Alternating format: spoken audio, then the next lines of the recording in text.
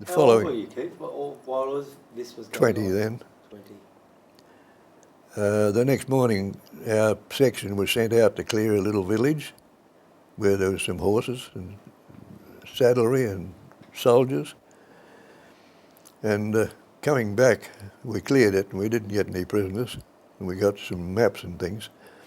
Coming back across the open country to the rest of the company, and two French soldiers stood up, one big fellow and one little fellow. And they both had carbines and they were holding them across in front of them. And my job as a sniper, if you like, was to move around to a flank and squat down and draw a bead on these blokes and cover the section leader to go in.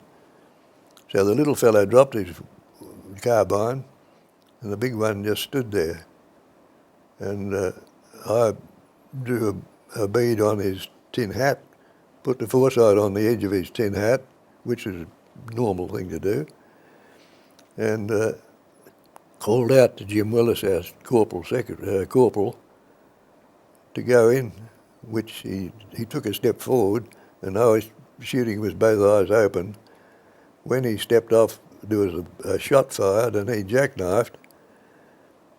And I thought, "You rotten so-and-so," and took the second pressure on this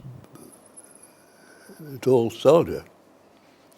And he went down like a bag of what have you. And then the section closed in on this situation.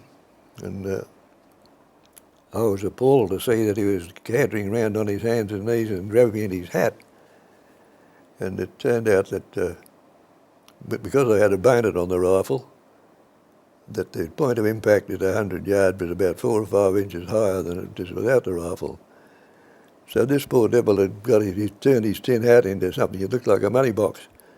The bullet passed over the top of his head, folded the hat and the helmet in, and the crest was stuck up. And one of the boys, Freddie Cheesewright, said, "Jesus, he was lucky, wasn't he?" And I said, "Luck, it wasn't luck. You don't think I meant to kill the poor bastard, did you? I only wanted him to drop his rifle." And I never expected to be believed by anybody.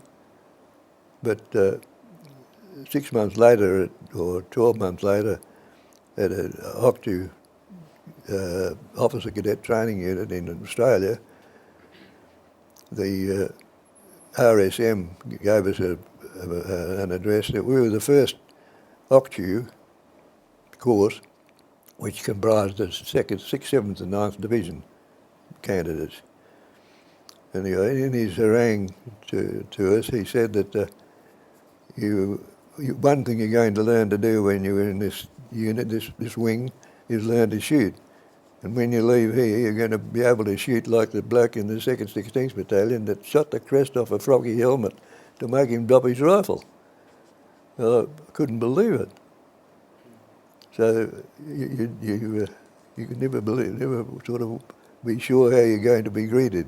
Over what distance did you do that, the shooting? Oh, about 100 yards. Yeah.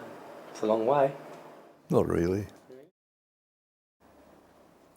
But I often think that the fortune of having a bayonet on my rifle, if I hadn't had a bayonet on my rifle, I would have drilled him just under the edge of the hat. It would have been history. And the little commando, if I'd let him run on the bayonet, I would have felt pretty poorly about. But it was a lesson that to make sure don't make rash decisions. It stood me in good stead.